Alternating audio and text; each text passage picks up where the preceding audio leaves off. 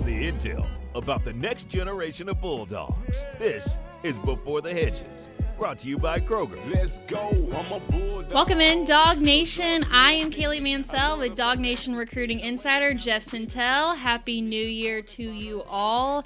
This is not the way I thought we'd be starting out 2026, but I got to ask you about a quarterback. I think everybody's kind of put out in their minds that Georgia's going to have a quarterback in the 2026 class after Jared Curtis, but there's kind of been an interesting twist in all this, and it involves an in-state quarterback by the name of Teddy Gerard, four-star out of North Cobb, who was initially supposed to be a 2027, but now he's reclassified. Now, he's a Notre Dame commit, but he didn't sign during the early period. He's going to wait till the upcoming signing day. And I saw where Georgia's showing some interest in him. Is that somebody that needs to be on Dog Nation's radar?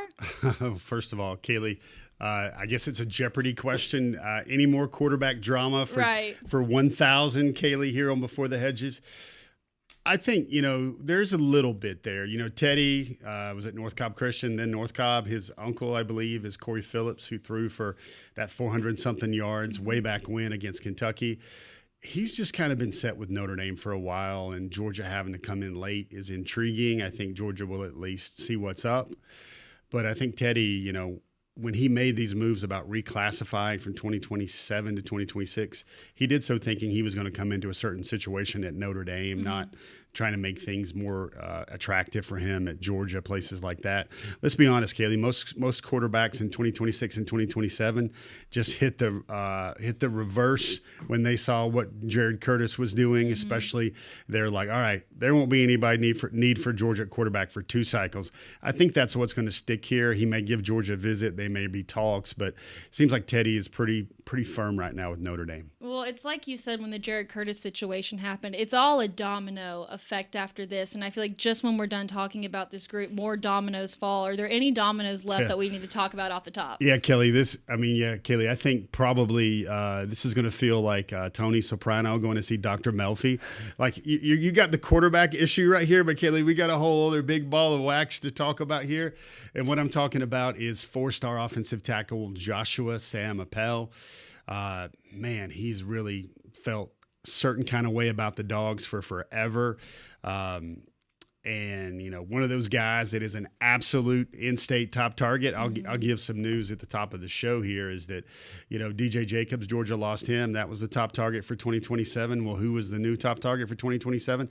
That's Joshua Sam Appel at Douglas County High School. But Kaylee, it seems like there's a new chapter in this same horror movie over and over. This is like maybe, Friday the 15th or something like that with Miami. Miami is now squarely in the mix for Joshua Sam Appel. And listen, there's the checklist. They can offer dollars. They can offer development. They can offer big stage, and they can offer an NFL pipeline as well. So all of a sudden, Miami, which I believe took 3 players away from Georgia in the last class, Jackson Cantwell, Vance Spafford, and then Jontavius Wyman, looks like they're already starting early with Joshua Sam Appel, so that will be a tough fight. And Kelly, let's just be real here. Let's act like this is a moment on the couch with your therapist, Dog Nation. Kind of feels that way. Sooner or later, Georgia is going to have to hit a crossroads in terms of you can't keep letting the top talent in the state step on out of the borders. For whatever reason, sooner or later, you got to protect your home state. I'm glad that you brought that up because I actually feel like that's going to be a consistent theme brought up in our show today, not just when it comes to our top targets and Joshua Sam Appel, but some of those things that Jeff addressed. We're going to debunk all of it, maybe confirm or deny, because I really think the focal point of today's show is after the Sugar Bowl, everybody kind of had a reason that they pointed to maybe why things didn't go wrong. So that's what we're going to start with. It's going to be fact or fiction, the latest Georgia football concerns. We've heard your voices and we want to talk about all of those things. So we're going to do that fact or fiction style. Then, of course, we'll talk about transfer portal because, as soon as that Sugar Bowl ends, there's no offseason. You immediately go to transfer portal. So we'll talk about Georgia's latest transfer portal pickup as well as some guys that they're going to be hosting. Also, too, we've got all-star games coming up, so there's going to be some news coming out of those. And then we'll get back to 2027s with our class breakdown. So for fact or fiction, I've seen opinions everywhere on why Georgia didn't win the Sugar Bowl, or maybe why this season didn't play out the way that people thought it would. So I just want to go through a few of the things that I've seen, and you tell me if it's fact, if it's fiction, or maybe just misunderstood as a whole. I think the biggest one I saw is that Kirby's kind of getting stuck in his ways when it comes to paying players. Players don't care about the brand anymore, and so this idea that the Georgia discount exists, it doesn't anymore. So people were saying that maybe some of this happened because Kirby is not willing to pay high dollar for the high prospects of each class. It's really tough, Kaylee. If we got to go fact or fiction right now, I would kind of still call that a little fiction, because here's what I believe about the demise or the autopsy of the 2025 season. I think Chambliss just played out of his mind. Georgia had a lot of chances to win. Ja'Cory Thomas is a great example. That targeting call, if he's back in there, then they have a different guy defending those routes when Ole Miss made that 40-yard explosive to set up the field goal. Nate Frazier busted up when Georgia's at, I believe, 1st and goal at the 8 and then 2nd and goal at the 3. They need to get 3 yards, but their best running back is on the shelf because he's hurt. You saw no Gabe Harris. You saw, over and over, all along, you see Georgia, just still sticking in that. And, one of the things, Kaylee, this is a big point I have here. And it's like, you got to look at it one of two ways. You got to look at it as, okay, Georgia has played football for, I believe, 133 seasons now. This was the only the ninth time they've ever won 12 games in a season. And so, but when you're at Georgia, that's considered, I guess you would say, the standard, because Kaylee, here's what should be happening. Everybody should be looking at the back-to-back natties, and they should be using the 2023, 2024, and 2025 seasons to say, man, that's how hard it was. That's how hard it was to do that. I mean, remember, the back-to-back natties wouldn't even have been there if Ohio State would have made their field goal. So that's one of those things about how hard it is to win the postseason tournament. But instead, what people do is they look at the 2021 and 2022 teams, and they judge every team Georgia's had so far against them. Like, are they good enough to win the Natty? So then I think it's unfairly that the 2023, 2024, and 2025 teams, if you're not elite enough to win the title, then you're not elite for Georgia. And I think that's the hardest part now for these teams and the fan bases. Are they a little spoiled? Yeah, I think so. And it's also, I think both things can be true. The Georgia fans can be spoiled because most people would say, Kaylee, I'd love to hear your opinion on it. If Georgia doesn't at least make the semis these days, then that's not a successful season. Yeah, I mean, when you start at the top and when you have that much success early on, I mean, there's really only one way to kind of go from there. So I think some of that is true. And just this overarching point that we're discussing, I mean, I would say the general assumption is that I would say this is fiction, but there was something that you said earlier that I think was more so fact that we can tie back into this, and that's the in-state players. In the class of 2026, Georgia only signs one of the top 10 players in the state of Georgia. That's Caden Prothro, because you look at it as, oh, we have this geographical advantage and maybe we can get them at a bargain because they want to be closer than home. But I just don't think that's the case now for a lot of these young guys. They want to get out. They want to see the world. They want to go to schools that have Lambos. And so I think the least you can do moving forward to retain a lot of that in-state talent that would have been really helpful this year is to be able to at least price match. And that way you know that there was nothing more that you could have done to get these guys. So I think that moving forward, maybe it's not about paying every single 5-star that Georgia is interested in, but really prioritize and lock in on the in-state guys, because you can show them as much attention as you want, because that's what a lot of these young guys want now. Kaylee, I think that's really, really tough. But at some point, like I was talking to a lot of beat writers that cover other schools right now. I'll use Ohio State as an example right now. The Ohio State infrastructure is worried because they thought the way to go was to build through your high school classes. And they're seeing a lot of the players, like maybe the 15th through the 25th player in each high school class, they're like, I'm out. I'm not playing. I either get more money or I'm going to go somewhere else where I can play right away. And, that whole thing about developing a team and building a team, that's kind of going by the wayside. And you see other schools that, Miami's a good example, Kaylee. It looks to me like Miami's going to treat this thing like the NFL. They're going to try and pay 35 players top dollar, and then the rest of them will kind of fall where they may, which kind of feels like an NFL roster. The NFL usually has 52 active players on a Sunday, and a lot of those guys are high paid, and then the rest of the roster has to be filled out with rookies or people under the 4-year minimums and everything else like that. I think you see schools like Miami that can get away with it because they play in a conference where you don't need all that depth to go through a season like that. Maybe that's the best formula for the postseason, to have all these future first-rounders everywhere. So, Kaylee, when Ohio State's having the same problems, like kids from Ohio that came there and they had, Ohio State lampshades in their room growing up, and like Ohio State light switches. And the posters.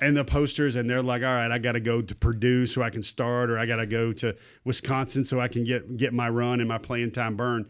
I think it's very much upside down, and it's a point now where, you talk about those top players. Well, Kaylee, you can't pay them all that way, but, the main thing, and this still makes sense to a lot of Georgia fans, is like, okay, for example, let's say you give Tyler Atkinson $1.2 million, right?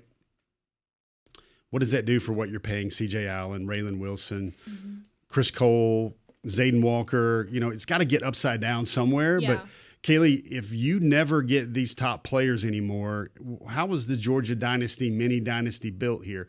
It was because they brought in better players. And now nobody's waiting to get developed. Nobody's waiting to get those 3 years so they can get a chance to shine. All right, so this next point is really interesting. And when I first saw it out on social media, I was like, I don't really know about that. But going back and watching some of that Sugar Bowl, maybe I can understand this. And that was Kirby Smart is too focused on giving playing time to young guys because he doesn't want to disappoint them. He wants them to come back. And so one of the things that you and I had discussed in our Dog Nation Game Day show before the Sugar Bowl was the emergence of guys like Zayden Walker and Rayshawn Dinkins in the back half of the season. And then you see guys like Landon Roldan, who made a great play in the Sugar Bowl, but also someone like Ethan Barbour, who missed a really big block late in the game. And so I want you to really lock in fact or fiction on Kirby is too focused getting playing time for young guys so that they don't hit the portal. I think it's fiction, because what you're doing is, I don't know if you're focused and too focused. I think you have to be that focused, because if you've got a guy like the Talon Taylor, for instance, or you got a guy like C.J. Wiley, for instance, like, think how they feel right now with Georgia trying to bring in 2 or 3 more portal receivers. They're like, hold up. I had my apprenticeship year. I had my internship year. Next year, I get a lot of burn, right? Next year, I'm going to be the X-receiver. I think the only way you can retain them when you're not paying them top dollar is you give them clock, and you give them the chance to, hey, if a kid got fed and happy with reps, right? Happy with his development, right? Then they're not going to be looking in the portal when somebody's, through third parties, or somebody talks to their representatives or their high school coach or whatever and say, hey, there's a lot of money for you here and a starting position. I think you almost have to play defense against your players, because Georgia, by and large, they've held on to a lot of the 2025 signees, a lot of the 2024 signees. Remember in the KJ Bolden class, the Ellis Robinson class, DeMelo Jones class stayed, because Georgia knows that those are the backbone. It's going to be the backbone of the team next year now, those third-year players. So you got to get them to year 3 after having 3 years in the Georgia culture. So I think this is a very interesting time where, we talked a lot about how Saban kind of changed up a lot of his philosophies in the middle of his Alabama dynasty and had 3 or 4 really more great championship-type teams out of it. I think Kirby Smart and the staff in Athens has to look hard at that in terms of saying, okay, are we happy with all these young guys leaving? And we know we're going to spackle it in with a transfer portal guy here, a transfer portal guy there. Kaylee, a lot of times that's a hit or miss situation. You're not going to get a Zachariah Branch every year, because Georgia has tried it in the past with like Dominic Lovett, Ra Thomas, Noah Thomas. They've been trying that wide receiver game a lot, and they hit big on Zachariah Branch, but do they hit big on all of them? It doesn't look like it. And maybe when it comes to some of that retention specifically with the 2024 class, that's lessons learned, because you say all of these things, and we talked about youthful exuberance all season long, about the true freshmen and the true sophomores. So when we're looking at the 2023 class, very different from how 2024 played out. And maybe some of that was Georgia not being able to retain those older guys over time, and that's why they were so young this year. And yes, it worked out in a lot of ways, but those guys were really, really missing in this last Sugar Bowl. In fact, let's talk a little bit more about the 2023 class, then we can talk about fact or fiction here. Only 10 of the original 26 are still at Georgia. Now, remember, 2023, second-ranked class in the country. 14 of the top 21 have transferred out. 11 players didn't last 3 seasons. Only 5 of those guys played in the Sugar Bowl. I think that's the one to me that really, really sticks out. And then just to have some sort of comparison, 9 of the top 14 signees in 2022 stayed for 3+ years. Now, granted, it feels like there's a really big gap in the way things were between 2022 and 2023, but I think this is really when this idea started of like, I need to play or I need to get out. And so maybe Kirby Smart learned something from this 2023 class, and that's why they put a big emphasis on 2024. But, I mean, is it fact or fiction that things could have been different in the Sugar Bowl if Georgia just would have retained more of this junior group? I think that's a big facts, like the cool kids like to say, facts. Kaylee, and I'm gonna call it the Lost Boys, because that's what it feels like to me, the Lost Boys of 2023. Because let me set this up the right way. I feel like, Kaylee, the 2023 class, their senior season in high school was 2022. Mm-hmm. That meant they saw the first natty, they saw the second natty, they saw Georgia's mini dynasty at its most golden, the 24K I'm talking about right there, Kaylee, of this golden era everybody talks about. And like, that should have been the class that would have been the 565-foot home run, because Georgia's appeal was never higher. But I think what you found is those 2021 and 2022 teams were so talented that there was a backlog of players waiting to play. I'm going to pull out guys like Micah Morris, guys like Jared Wilson, guys like Dylan Fairchild. You go all the way up and down, like guys were having to wait. Damon Wilson was having to wait. Kelly, when you look at those numbers, those are the guys that should have been the core of Georgia's team. Those are the third-year guys this past year that the NFL hadn't plucked yet. The team before, the NFL took Michael, Malachi Starks, Jalen Walker, the best players in 2022. But now you look around on that field when it was time to win the football game. Jordan Hall was out. Jonel Aguero was out. C.J. Allen was around. Gabe Harris, he was out. Like, those are the guys you should win with. And it's kind of like a gumbo. And not just because I have New Orleans on my mind here, Kaylee, but like when you have Chambliss playing out of his mind, you have those calls, and you have Georgia not executing on that fourth down when, hey, Drew Bobo was out, Malachi Tolliver was in, and Kirby said after the game that was a snap that shouldn't have been snapped. You just think about all those little chinks in the armor for Georgia to hang with Ole Miss. And I think, one of the things fans were always asking me over the last week is, why didn't Georgia play better? Well, I think they were robbed of the guys of their better players who could have played better. And, if you're teaching development and you're preaching, the Georgia system and culture, well, those third-year guys, the 21-year-old football player is always going to be better than the 18, 19-year-old freshman football player. And if those guys aren't sticking around, then it's very hard for you to build for lasting success in your program. And I think, this is not a Georgia problem, Kaylee. This is a problem that every place around college football is really struggling with right now, unless you bring in 30 guys every year, and that's going to be the high-priced talent. But that's exactly what Ole Miss did a year ago, right? And that didn't work out either. All right, so we have to move on. We're still going to talk about transfer portal, but I do want to give you time for one last thought, whether that's about the discussion that we had, maybe some things that you've also seen on social media, or just the way that the Georgia season played out. We don't get to harp too much because obviously we are recruiting based in this show, but do you have anything, one final thought before we move on? I think it's really, perspective is always really big, Kaylee, and fans are fanatics, and we get that, and we love that you guys consume all the content, but I guess you got to realize this was a team that wasn't expected to repeat as SEC champions. Look how Gunner played above what folks thought. Look how young this football team is, and next year's football team is going to be a lot older. Yeah. It's not going to be as young. So if you want to sit there and say, sample size too small, let's see how the next season goes, I think that's fair to say in terms of if what Georgia is building is still going to work, because you'll have Gunner. I think of all the playoff teams, obviously Gunner is one of the few quarterbacks coming back. You see Ty Simpson, who declared for the NFL today as well. Yeah.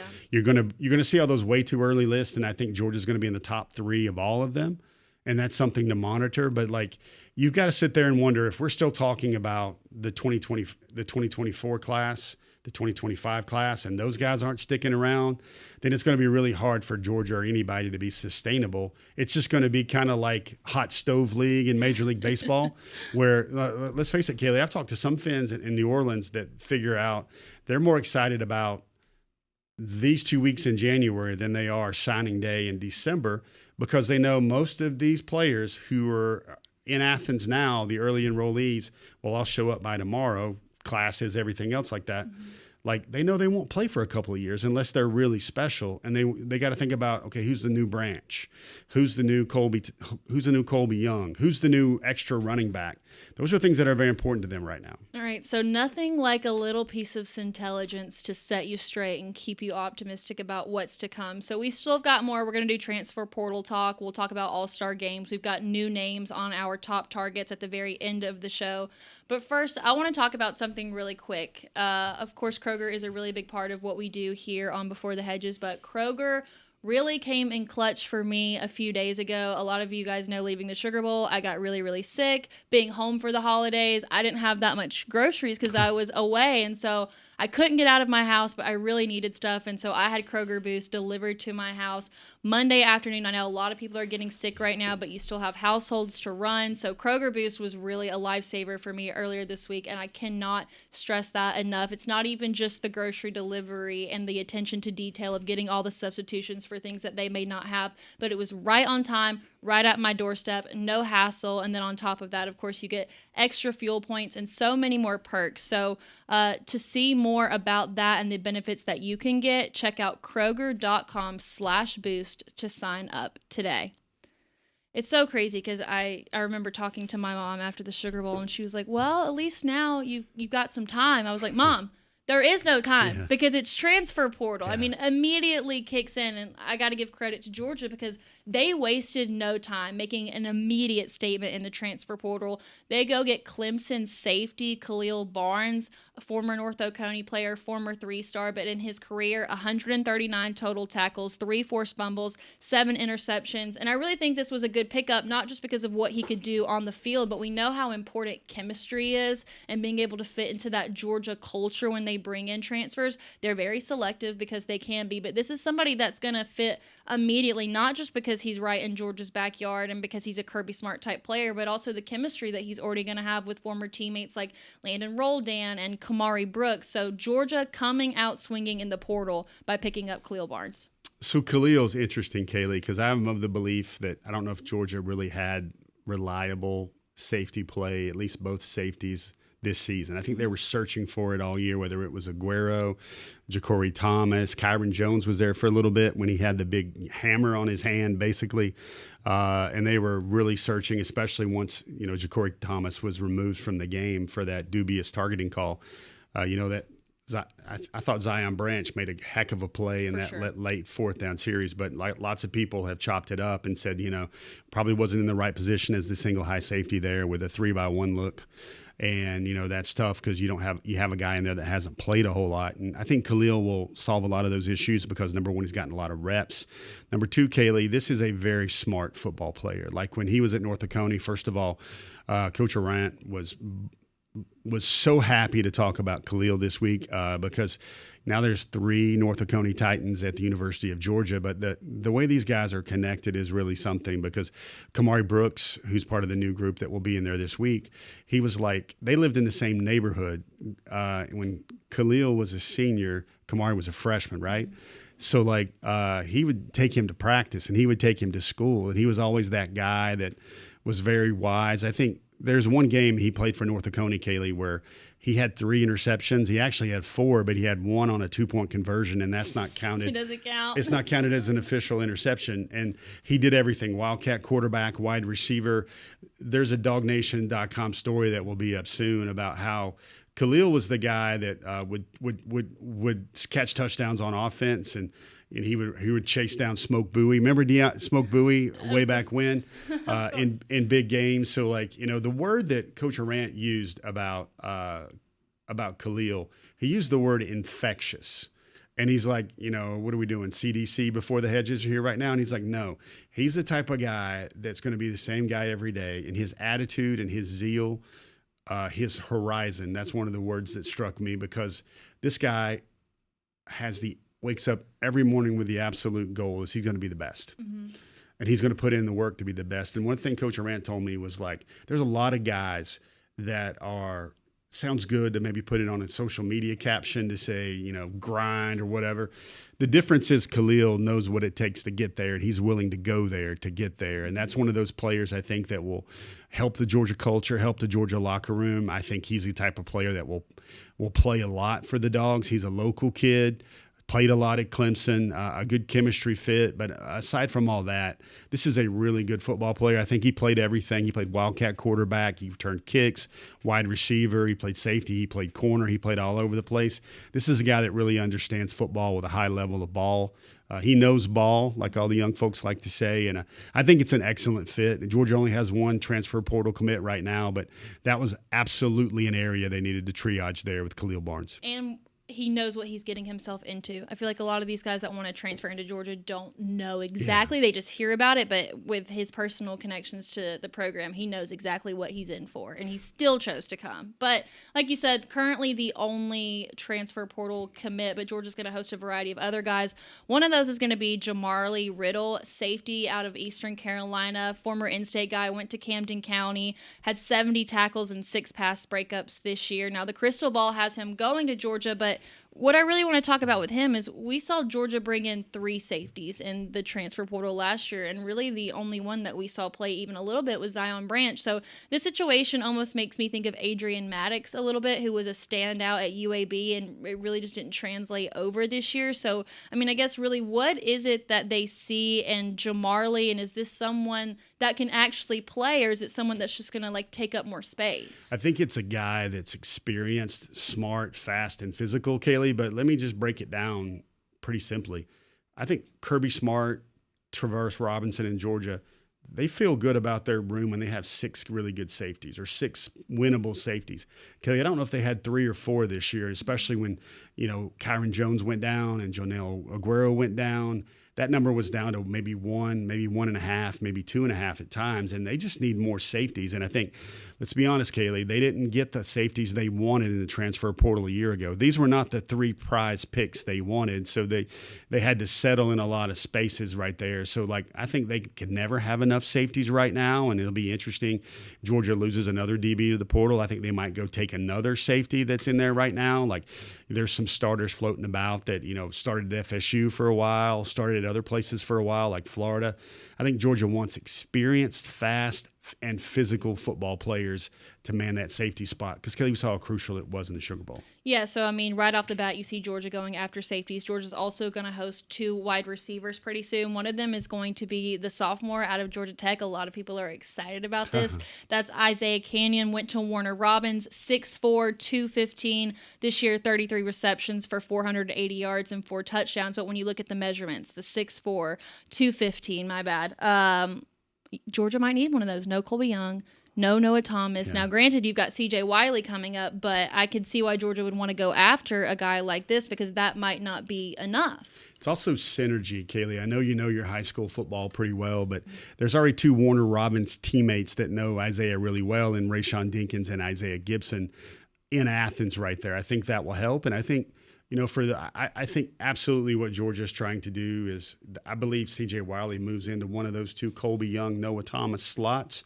but they need another guy besides him, and I think Cannon's a good way to do that. And it's very interesting, Kaylee. One of the points that needed to be made during our discussion earlier about in-state recruiting and how expensive it needs to get or whatever, well, you got to remember, Kirby is operating on the philosophy that the in-state player is more likely to stay with you because they're not homesick if things aren't going well. You're close to home. They've tried somewhere else. They came back home. And I think with Cannon, that's another example of, you see Georgia looking for players, all of them, all the players that they're really talking to in the transfer portal so far, by and large, have came from the state of Georgia. Now, there's some exceptions. There's a really talented defensive end at Auburn, former 5-star Morris Williams, that I know a lot of people are interested in, because he's that type of player, 6'3", 275, that's twitchy and active, that you just don't see a lot of anymore. But I think a lot of the times you see Georgia trying to stick to hometown roots a little bit in terms of these things. So I'm a big fan of something called small wins. It's like the little things that can go a long way. And I think that this would be a small win for Georgia in a variety of reasons. Georgia is going to host Vanderbilt's top receiver, and that's Tre Richardson, over 800 receiving yards this year, 7 touchdowns. Now the measurements are very different from Isiah, 5'10", 175, but now everybody's got this Zachariah Branch hangover, and you want the next guy that can be that playmaker, the alpha in that room. And also on top of that, you took away Derek Curtis's what could be his top target. So talk to me about Tre Richardson. What's the appeal there? And then maybe why we shouldn't go ahead and start the Zachariah Branch comparisons. First of all, let me get a truth serum Kaylee Mansell question into you.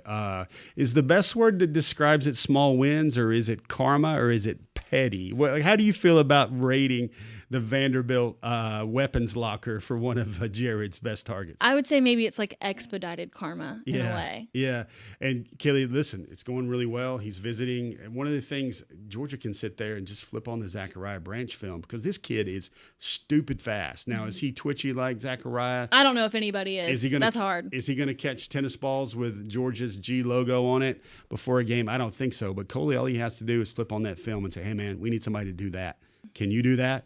And he's going to say, yes, sir, I think I can do that. So that'd be very interesting to see what Georgia does there. And again, it's interesting, Kaylee, how I'm of the belief, I'll be on record here, I'll be on 10 toes. Ooh. I think the 2025 signing class at wide receiver was incredible for Georgia. Blackshear, Tyler Williams, Landon Rodan, C.J. Wiley, Talon Taylor, you hear those names a lot, right? Right. Those guys have really impressed so far in Athens. I think it's one of the best wide receiver classes Georgia's had in the last 5-10 years.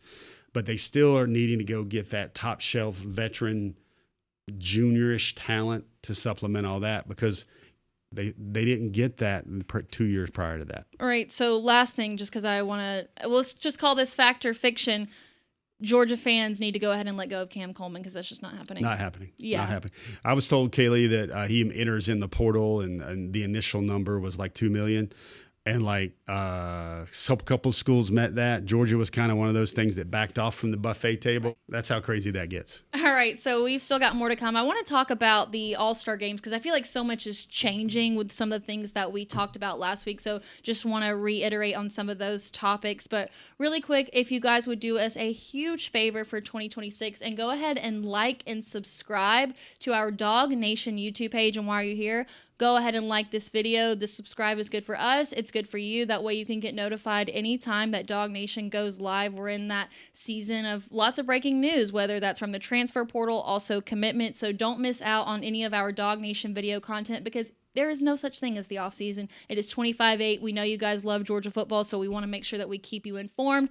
And the best way that you can stay informed with what we're doing is by subscribing to our Dog Nation YouTube page and ring that bell so you get the notifications anytime we post. So last week we talked a little bit about, we've got the Navy All-American Bowl coming up, all of the high school All-Star Bowls. Joshua Samapel was initially set to make a decision, but that doesn't look like it's going to happen. So I want to touch back on Will Rejecki, the running back, once a Memphis commit, decommitted 2 weeks ago. He was kind of on our radar for a while. He's supposed to make his decision January 10th, which is going to be this Saturday. I just want to confirm with you, because of things that have happened. Is that still true? Yeah, I believe he's still going to make his decision. Like, Kaylee's one of those guys you look at in terms of Georgia needs running backs that only signed one. Is this a type of Cash Jones type replacement of a Georgia legacy? Potentially. He's a little bit bigger than Cash Jones, and he's ran against some big boy football teams. I'll never forget how he basically scored, I believe, 4 touchdowns on Gainesville as a junior to knock the Red Elephants out of the playoffs when they thought they had a lot more playoff burn to go. And, he was committed to Memphis, never signed. And he's told me in some communication that he expects to sign with an SEC team. And obviously you want to sit there and think about that, because legacy, this won't be an expensive ad right there as well. But, Will Rejecki is a guy. You see Georgia losing a couple of big backs, Roderick Robinson, Josh McCray. So that's one to think about. I think there's still something there right now, Kaylee. So when it came to all-star games in the past, it was almost like a rite of passage and privilege for senior players. But now a lot of these guys enroll early. They don't want to risk getting hurt. So they've included juniors in this now too. So if there's anybody that's going to tune into these games and look for Georgia top targets or maybe guys that could end up in the class, who would you have them look for? Yeah, it's kind of crazy, Kaylee. This used to be my stipend. I would figure out a way to be at these games, the Under Armour All-American game, and then the Navy, which used to be the Army, which before that was the Adidas incarnations and everything else. It was always in San Antonio. And there's just really not the reason to be there unless I want to look at 2028 and 2029 prospects that are at the National Combine. But I think Andrew Beard is a guy that's going to be there. He just showed off some really impressive grades on his social media recently. That's a guy, obviously, he's a Georgia legacy. His uncle, Garrison Hurst, was one of the greatest tailbacks in college football history, not just Georgia football history. Sam Appel's still going to be there. Kelsey Adams, the current high-priced, or at least high-prized, a 4-star offensive lineman who's number 54 in the country right now. There's a big difference between high-priced and high-prized. Yeah. We really need you to clarify that. Yeah. Well, I say that because he doesn't know how high-priced he's going to be once the bidding wars start. But that guy's currently still committed to Georgia as well. So, you wonder if that's a guy Georgia can hold on to. Or, Kelly, you just can't look at that anymore and say position of need, in-state player, the Dogs are prioritizing him. They're willing to spend a little, maybe even willing to spend a lot, but are they willing to spend the top bid? That's what you got to look at now with a lot of these guys. And okay, let's be honest, I think I tried to convey it earlier in the show. Something's got to be done about letting all these players go, especially at positions of need. Well, a lot of the guys that you just mentioned, they're going to come up in our class breakdown, so we're going to do that here in just a second. But when I asked you about your final thought earlier in the show and you talked about maybe how this Georgia team should be remembered, that's actually what we're going to do tomorrow on Dog Nation at Large with myself and Connor Riley. What this Georgia team, what you should really take away from the season. I know it's still very soon, but there were a lot of positives that came out of this, both from the player perspective and the coaching perspective. So we're going to touch on all of those things, and we'll also preview the Final Four games that are going to take place this week. It's so weird getting to know that we're going to actually watch football, from my couch, but I'm really, really excited. So make sure to tune in tomorrow night, Dog Nation at Large at 7 o'clock, the things you really should remember from this Georgia football season. Question. Yes. Who do you think Dog Nation should be behind in the college football playoffs? I can't speak for everyone. I'm actually rooting for Ole Miss. Are you? I think Trinidad Chambliss is such a dynamic player, and with everything that happened with Lane Kiffin, I don't know. I think that would be the ultimate expedited karma. Let's go back to expedited karma. Now, I know there's a lot of distractions in the team from players being poached and maybe people having the wrong intentions, but you can tell that group of guys really wants it. And so I really think actually my mindset is anybody but a certain team that I'm not going to say on here. You guys can put the context clues together, but I think if I had my choice of who I'll be rooting for, it's actually Ole Miss. So Kaylee, everybody thinks you hate Indiana now. That's probably. Sorry guys, Kurt Signetti, hate it for you. I really do. I think the interesting thing about that, because I've heard this question from a lot of dog people this week, and a lot of people like Ole Miss because I feel like it's kind of the underdog story here right now. For sure. They're working through a 30 for 30. The 30 for 30 would be insane. Kaylee, did you see the development today? Two of their offensive coaches, Joe Cox and their wide receivers coach, they can't coach the team anymore. Mm-hmm. So they're going with GAs at that position basically to get through this. And I got to say this, Chambliss is an excellent player. I don't know why Ole Miss is making all this buzz about, hey, he signed to return for another year. That guy needs to go to the NFL. Absolutely. And the other thing I think, and I don't know if everybody saw this. I know our Cody Chafin's captured it. I got some pictures of it as well. But I was already sold on Trinidad. Winidad. Can we call him Winidad now? I was already sold on him by the way he played, the way he got after it. But look at him. He ran a 4.5 40 here to go chase down Gunnar Stockton with his head down. And that is a game, recognizes game moment. He's like, man, you played your tail off. We know how hard it is to play in these games. You got so much on your shoulders. For Chambliss to do that, that's special. And it's not, forget about his stat line, the 30 out of 46, how he looked like Houdini and how he kept turning nothings into somethings. that right there shows you what a young man's all about. And hey, there's a lot of NFL franchises that could use a quarterback like that. Yeah, I think it's easy to root for someone like that. So that's enough. We're going to move on to our class breakdown, focus on all things Georgia guys, the future of the program. List is a little bit skinny right now, but that's okay because before you know it, you're going to look up there and every single one is going to be full. So let's go ahead and start with the offensive side of the ball. Now, Georgia does lose the interior offensive lineman, the 3-star Kyson Mallard. He decommitted yesterday, so it gives you 3 3-stars, 1 running back, 2 wide receivers. Then you said 4-star offensive tackle Kelsey Adams. The bidding wars are about to begin. What does Georgia need to do to make sure that Kelsey Adams does not come off this list? First of all, they got to figure out where they're going to spend. And is it for Sam Appel or is it Kelsey or is it both? Reminder, Kaylee, they just spent for Juan Gaston a year ago in the 2025 class. That obviously looks like money very well spent there as well. I think somehow, I've talked to some people about that around the building. And, when you're paying a freshman a lot of money, it gets softened a little bit when he looks like a future first rounder, which is like what Juan Gaston did. Some intel there on the recent decommitment. Big Country Mallard, he had a torn ACL, missed almost all of his junior year. I believe he missed his entire junior year. He committed to Georgia during the Alabama game because he was like, it's time.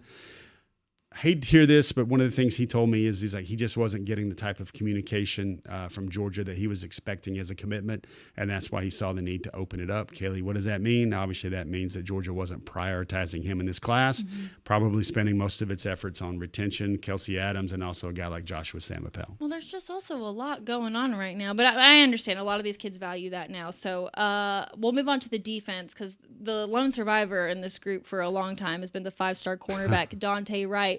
Where do you expect Georgia to prioritize the positions in this class? Like if you had to take a wild guess at what's the next position we're going to see fill up on this board, where would you go? I guess defensive line is where Georgia always needs to live. They need to own that position.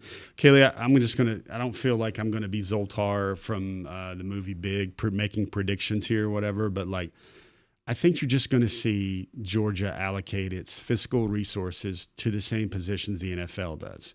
Defensive linemen, cornerbacks, quarterbacks, offensive tackles. That's what the NFL pays for because they know those are the really difference maker guys. And, you see Georgia with linebacker. Obviously, they didn't get that 5-star linebacker a year ago, but I think they did very well with Nick Abrams.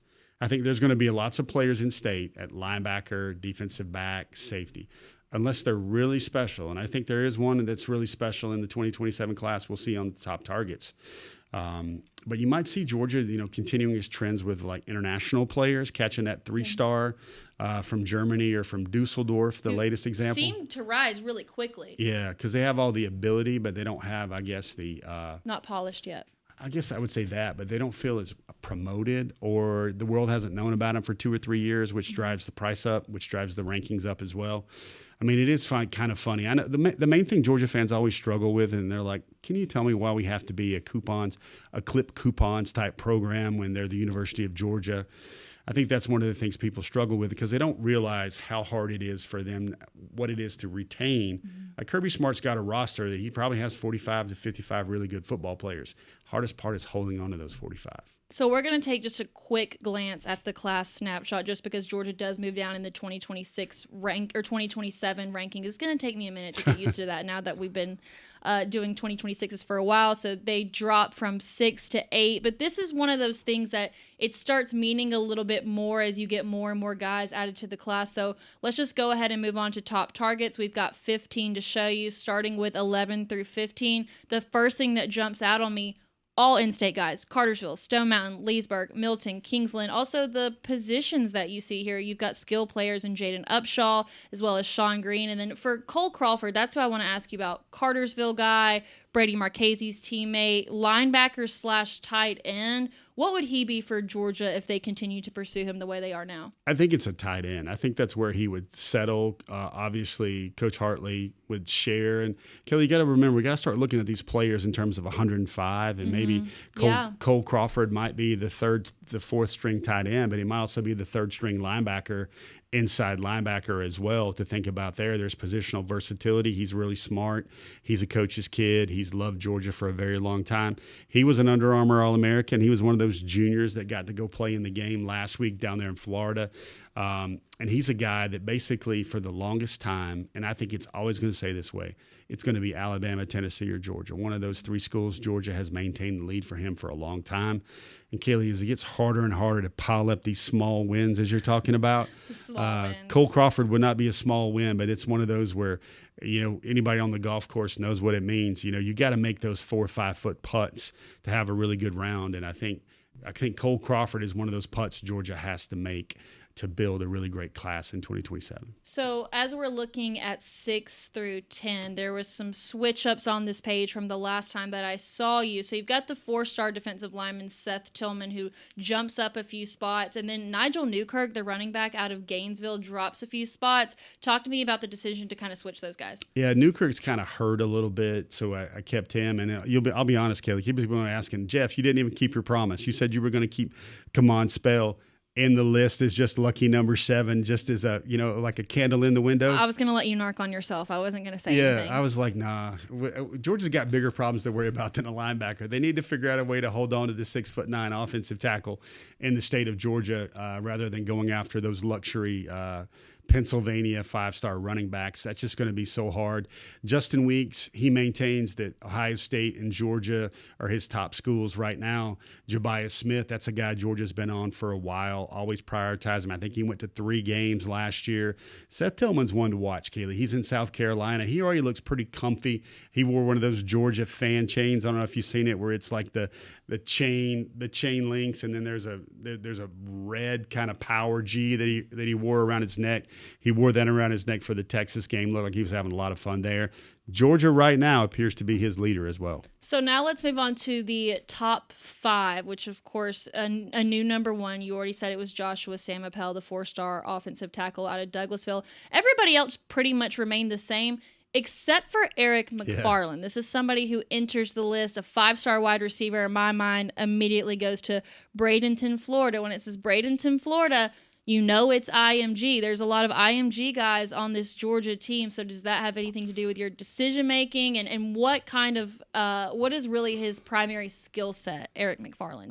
Eric McFarland, if you had him play the role of Zachariah Branch, what is that thing when the understudy might be better than the original actor in a dramatic production? It might be like somebody finding a better James Bond than the current James Bond. I think, first of all, he's a reclassified, Kaylee. He was a 2028. He reclassified to 2027. He's out of the Vegas area, but he's definitely at IMG Academy right now. And, hey, who's his quarterback? Jaden Wade. The guy that's committed to Georgia right now, has been committed to Georgia for quite a time there. So, Kaylee, this might be pie in the sky as well, but this is a 5'10" type receiver, not the 6'3" prototypes that kind of grab a lot of money. But that's a guy right there that I have no doubt about it saying would be special in the SEC. He is basically one of the alphas he was one of the alphas on the IMG Academy team last year. I remember talking with members of that staff, and I said, like, who's your dudes? Who's the one that everybody respects and looks to? And they pointed out that sophomore wide receiver here, and I was like, really? And they're like, really? That guy's really good. He's hard to bring down. I think his social media handle says can't guard Eric. He is very elusive and very quick with the ball in his hands. Brock Williams is a guy that was thinking about making a decision in December. He's held off for that for now. Georgia, Ohio State, and Texas are the teams there. That's the number 2 tight end in the country right there. So when it comes to our number 1, Joshua Samapel, because he's the second number 1 we've already had, and we haven't been doing this very long. Yeah. Will he stay there the entire time? Is the only way that he comes off if he commits somewhere else, or is there somebody that could potentially jump his spot right now? I think Gilbert is really good. I think he's really, really good. He's really, really fast. He's got the mindset, Chance Gilbert, he's got the mindset of a Georgia player in terms of, he's not all about the transferring. He's not all about playing for the biggest stage. He's very loyal. Kaylee, I'll tell you, if we're at some barbecue place around Douglasville and we see Drew Rosenhaus show up prior to any ceremonies, that you've seen that movie, right? If he commits to Miami, obviously Miami will throw a large chunk of Brink's truck towards him. I think that's when he would come off, because that would just be a game Georgia's not willing to play. All right, so one final thought for me, then we're going to get out of here. A new year for us here in the Dog Nation studio, new year for Hedges, and so I just want to thank all of you that joined us in 2025, and I know that Jeff and I are going to try to continue to get better and deliver more and cover all the things that we know you guys want to hear. So thank you so much for joining us in 2025. I'm really excited to see what we bring to the table in 2026 and continue talking about the thing that we care about most, and that is Georgia football, but it would not be possible without you. So really excited to see what this year holds for us here at Before the Hedges and everyone involved in Dog Nation. So thank you guys so much for tuning in. We'll see you right back here next Wednesday, 7 o'clock. Bulldog. So Georgia, who I'm picking. I love the family atmosphere and the way they handle